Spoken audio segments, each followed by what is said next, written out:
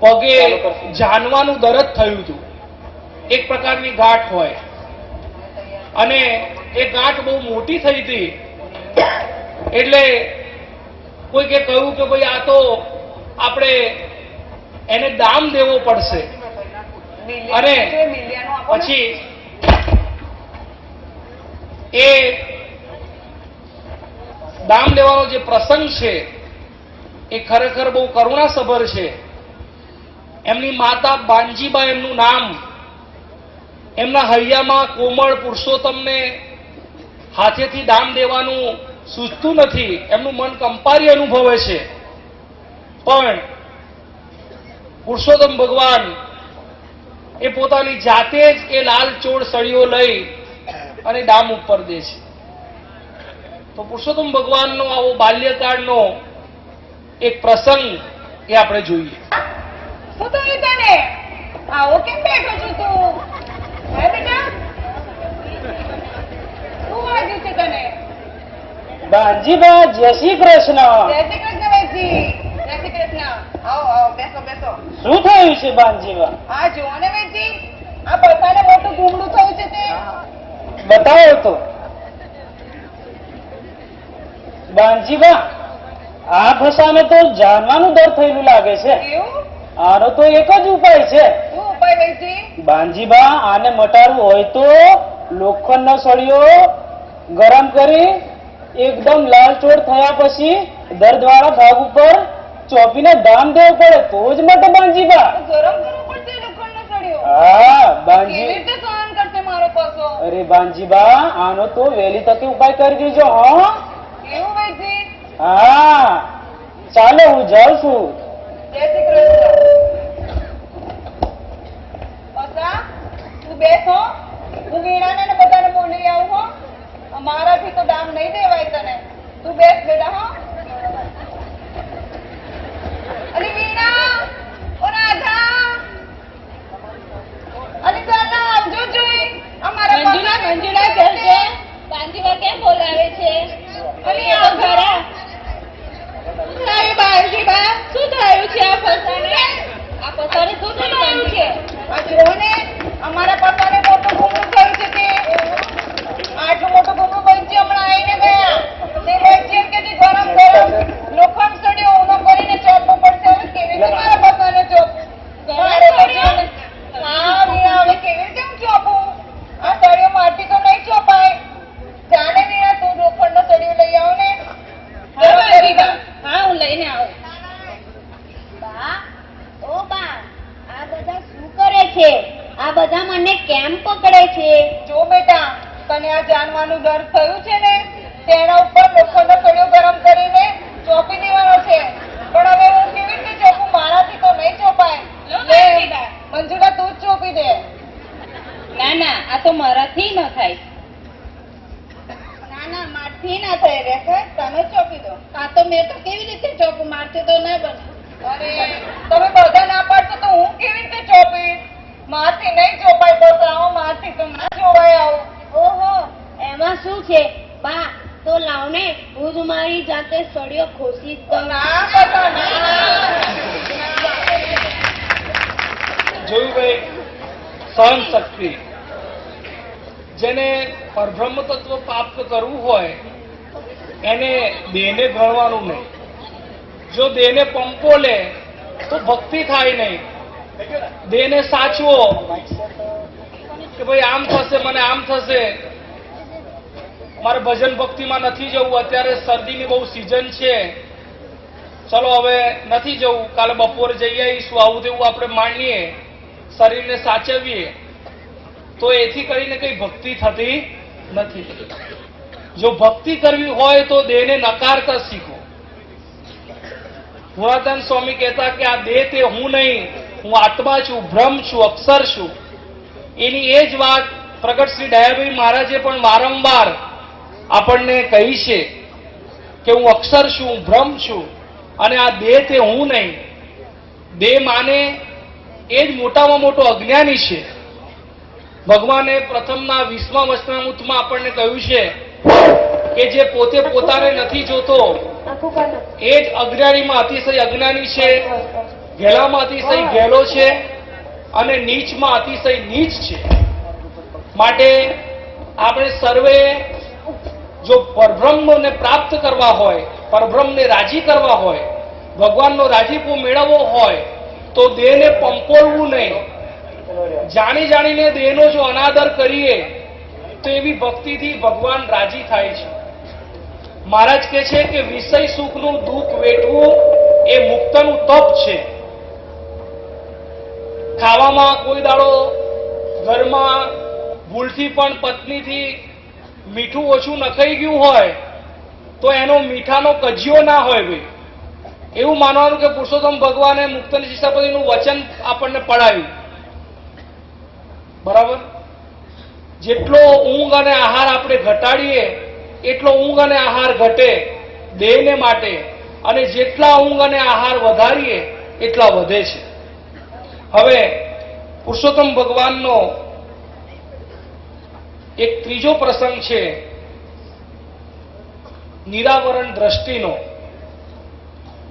કે નાનપણથી એ પુરુષોત્તમ ભગવાનને દૂરદર્શનની શક્તિ હતી. દૂરદર્શન એટલે કે દૂરદર્શનનું કાર્ડ નહોતું એમની પાસે, પણ દૂર જે કંઈ પણ બને એ એમને દેખાતું હતું. એટલો એ પૂર્વનો મહામુક્ત જીવ હતો. તો આપણે એ પ્રસંગ જોઈએ, નિરાવરણ દ્રષ્ટિનો પ્રસંગ. ઓ મામા, આજે આપણા ખેતરના છેડેથી કોઈ ચોર ચાર વાડે છે. જોવા જવું હોય તો જાઓ. ઘણા વખતથી મારા ખેતરમાંથી ચોર ચાર વાડી જાય છે, પણ આજે તો આ પશો જે બોલે છે એ તો હાજુ જ પડે છે. હા, ચાલ ને આપણે વાળા ખેતરે જઈને જોવો તો ખરો કે કોણ ચાર કાપી રહ્યું છે.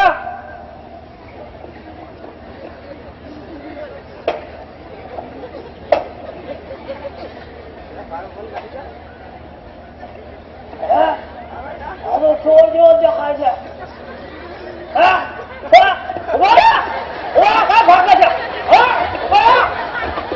મામાને ઘરે ગયા હતા અને મામાને પાવન કરવા જઈ આવ્યા. ઘણા ભાણિયા મામાનું લઈ આવે, પણ આ પસાએ તો પોતાની દૂરદર્શન દ્રષ્ટિથી મામાને કહ્યું કે મામા, આજે આપણા ખેતરના ચોરેથી કોઈ ચોર ચાર વાડે છે, જાઓ જઈને જુઓ. એવું વિરલ પાત્ર હતું. ભણવામાં એમનું ધ્યાન હતું નહીં, પણ બાકીના સમયમાં એવો ગામના મંદિરોમાં જતા અને ત્યાં જે કોઈ પણ સાધુ સંતો આવે એમની પાસે બેસી અને સ્વામિનારાયણ ભગવાનનું અને સ્વામિનારાયણીય જે શાસ્ત્ર છે એનું વાંચન કરતા. પછી થોડા મોટા થયા અને એમને એવું લાગ્યું કે ભાઈ આ શાસ્ત્ર તો વાંચવા જેવું છે, ભગવાનને સમજવા જેવા છે. પછી એમણે કોકની પાસે લૈયાનું કામ એ શીખી, અને એ વખતે આવો કોઈ પ્રેસ કે ઓફસેટ પ્રિન્ટર હતા નહીં, એટલે એ વખતે વત્તામૂત મળતા તો હસ્તલિખિત મળતા. આવા કોઈ હોય એ લોકો આખે આખું વત્તામૂત જૂનું કોઈની પાસે હોય એમાંથી આખે આખું વત્તામૂત હાથેથી લખે, અને કોકને એ વેચાતું લેવું હોય તો પૈસા આપીને લે, એટલે પેલાને એટલા પૈસા મળે. તો પુરુષોત્તમ ભગવાને સ્વામિનારાયણ સંપ્રદાયના જે શાસ્ત્રો છે એને એ રીતે મંદિરમાં જઈને લાવે અને ઘેર બેઠા બેઠા એ લૈયા તરીકેનું કામ કર્યું. અને સ્વાભાવિક છે, વાંચન થયું અને લેખન થયું અને ધીરે ધીરે એનું નીતિધ્યાસન થયું. એટલે શાસ્ત્રના જે કાયદા છે એમાં એમની પકડ જામી. એમને થયું કે આ જ એક ખરું રહસ્ય છે અને આને જ પ્રાપ્ત કરવાનું. એથી કરીને એમણે ભગવાનની ભક્તિમાં આગળ વધવાનું ચાલુ કર્યું. સંસારમાં કોઈ પ્રીતિ હતી નહીં, ઘરે બહુ રહેતા નહીં, તો ગામમાં જતા અને પોતાના ખેતરને વાડે એ ધ્યાનમાં બેસતા અને જે કોઈ પણ ગામમાં મુક્ત મુમુક્ષુ આવે એમની સામે જ્ઞાનની ગોષ્ઠી કરતા. તો હવે પુરુષોત્તમ ભગવાનનો કઈ રીતે ભક્તિ કરતા, તપ કરતા અને જ્ઞાનની કેવી જિજ્ઞાસા હતી એનો એક આપણે પ્રસંગ જોઈએ.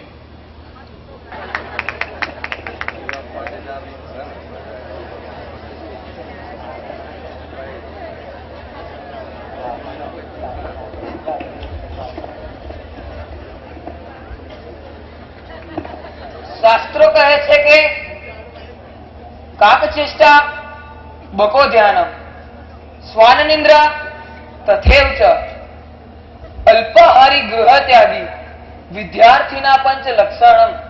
અર્થાત કે કાગડા જેવી ચેષ્ટા, બગલા જેવું ધ્યાન, કૂતરા જેવી ઊંઘ, અલ્પ આહાર અને ઘરનો ત્યાગ એ વિદ્યાર્થી જીવનના 5 લક્ષણ છે. તેમાં ઊંઘ તો ત્યાગની વસ્તુ છે. તેથી તો કાચા લોટને પલાળીને તેના ગોળા વાળીને ખાવ, જેથી ઊંઘ પણ જલ્દીથી ન આવે, ખાવા જલ્દીથી પછી પણ ન જાય, ખાવા પણ ઓછું જોઈએ અને નિસ્વાર્થી વર્તમાન પણ પડાય. હા, એવું કરું.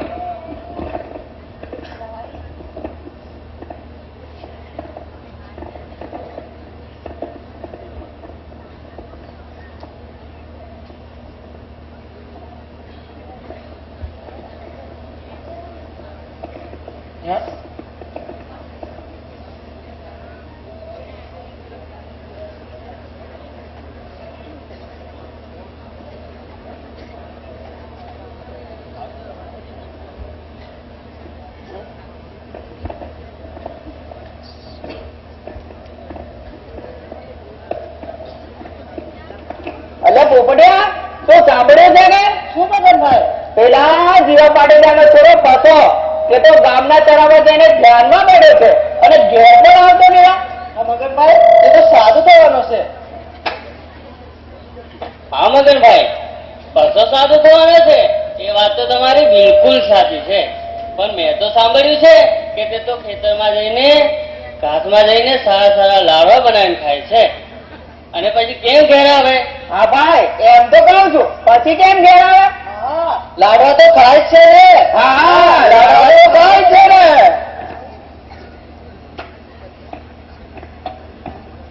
સાંભળ્યું તમે ગામ લોકોનું શું કહે છે તે? જાઓ જઈને જીવો તો ખરા કે આપણો પશુ શું કરે છે. હા, મેં સાંભળ્યું. ગામ લોકો કહે છે કે આપણો પશુ લાડવા ખાય છે.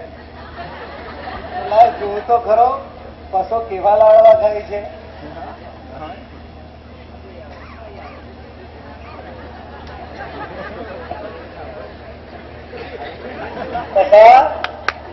પસા ગામ લોકો વાતો કરે છે કે તું લાડવા બનાવીને ખાય છે અને તપ કરે છે. તેમ લાડવા ખાઈને તપ કરે છે તો લાવ કેવા લાડવા ખાવ છે મને તો આપ.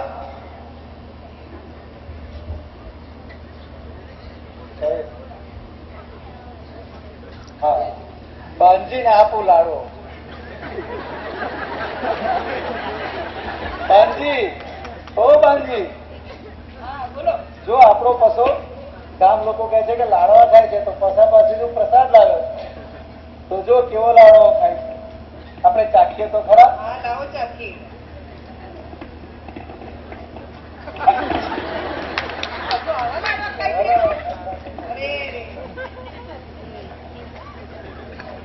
અરે શું વાત કરું પોપટભાઈ, મને તો આશ્ચર્ય થાય છે. આશ્ચર્ય. શું મગનભાઈ કહો તો ખરા. પેલા જીવા પટેલનો થોડો પાછો તે તો ગામના તરામાં જઈને લાડવા ખાય છે અને ધ્યાન કરે છે અને ગામમાં તો વાતો થાય છે. વાતો એ પાછો તો સાદું થવાનો છે. મને પણ આશ્ચર્ય થાય છે હો મગનભાઈ. હા, પણ જીવાભાઈ પાછો જો સાદું થશે તો જીવાભાઈના ઘરની લાજ જ જશે. હો હા, એવું જ થવાનું હો. પણ આપણે શું કરીએ ભાઈ, પણ વિધિના લેખ કોણ ટાળે?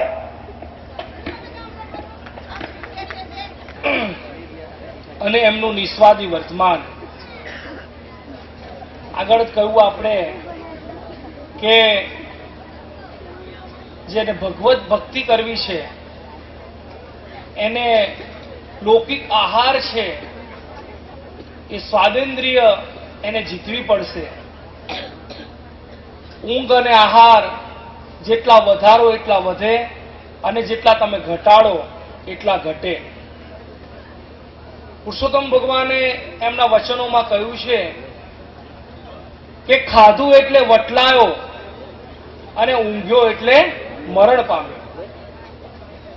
જે કંઈ પણ થાય છે, વિકારો આવે છે, 3 પ્રકારના ગુણો છે, સત્વગુણ, રજોગુણ અને તમોગુણ. એ 3 પ્રકારના ગુણો અને એનું જે કંઈ પણ વર્તન હોય એ ખાવા ઉપરથી આવે છે, બીજા એકે ઉપરથી આવતું. માટે જેને ભગવત પ્રાપ્તિ કરવી છે એને તો શું કરવું? સાદું જ આહાર કરવો અને એમાં જ ભગવાનની રાજીપો છે. હવે પુરુષોત્તમ ભગવાનને આવી રીતે તપ કરતા કરતા અને દરેક જગ્યાએ જતા જે કંઈ પણ મળે, જે કોઈ પણ મળે એમને કહેતા કે ભાઈ મને ભગવાન ભેટાડો, મને ભગવાન મળાવો, મારે ભગવાનને મળવું છે, મારે આત્મતત્વ પ્રાપ્ત કરવું છે. એવો એક પ્રસંગ આપણે જોઈએ કે પુરુષોત્તમ ભગવાનને નાનપણથી સાચા ગુરુને શોધવા માટે કેટલો તલસાટ હતો. તો ચાલો આપણે જોઈએ પુરુષોત્તમ ભગવાનનો સાચા ગુરુ શોધવા માટેનો તલસાટ.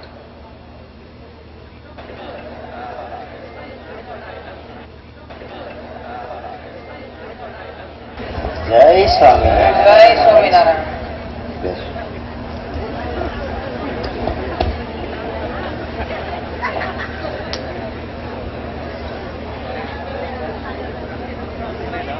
હે સંતો, હરિભક્તો, જે ખરેખર શિષ્ય થાય તેને તો દેહ દમન કરવું પડે, તપસ્યા કરવી પડે, ગળ્યું ચીકનું ખાવું નહીં, ક્રોધ કરવો નહીં, વગેરે ઘણી બધી કસોટીઓ આવે તેમાં પાર ઉતરવું પડે. અને આપણે તો સદાય ભજનના સુખે અને આત્માના સુખે સુખી રહેવું. જય સ્વામિનારાયણ. જય સ્વામિનારાયણ. ગુરુ પ્રાપ્તિ માટે ખૂબ જ તલસાટ હતો અને એવામાં અત્યારે આપણે જે જોઈ અને જે વક્તા હતા એ વિજ્ઞાનદાસ સ્વામી હતા અને જેઓ ગોપાળાનંદ સ્વામીના શિષ્ય હતા. જ્ઞાનધામમાં બહુ જ પૂરા હતા.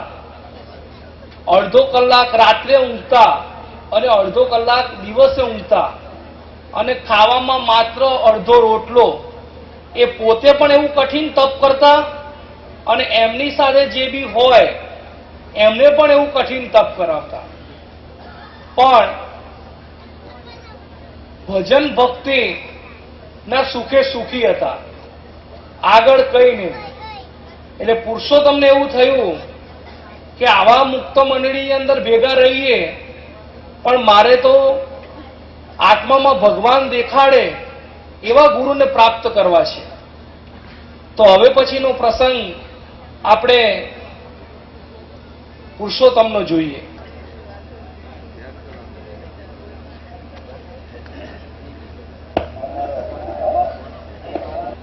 કઈ ના થયું.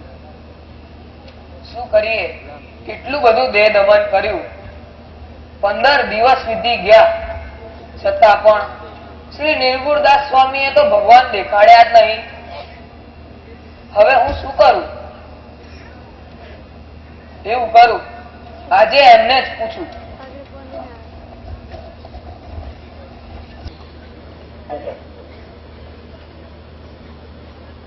હવે પુરુષોત્તમના અંતરની અંદર ભગવાન પ્રાપ્તિનો તલસાટ છે. ઘણા વખત ગોપાળાનંદ સ્વામીના શિષ્ય એવા નિર્ગુણદાસ સ્વામીનો સમાગમ કર્યો પણ ભજન અને ભક્તિ અને આવું તપ પણ એથી કરીને એમને કઈ શાંતિ થઈ નહીં. એમને તો આત્મામાં ભગવાન બતાવે એવા કોઈ ગુરુની શોધ હતી. એટલે હવે પછીનો પ્રસંગ જોઈએ કે પુરુષોત્તમ એમના ગુરુને પૂછે છે કે મારે તો આત્મામાં પરમાત્મા દેખાય એવા ગુરુની શોધ છે, મારે એવા થવું છે કે જે મને મારા આત્મામાં રહેલા ભગવાનનું દર્શન કરાવે. 20મા વચનામૃતમાં શ્રીજી મહારાજે સભામાં એક પ્રશ્ન પૂછ્યો કે અજ્ઞાનીમાં અતિશય અજ્ઞાની કોણ?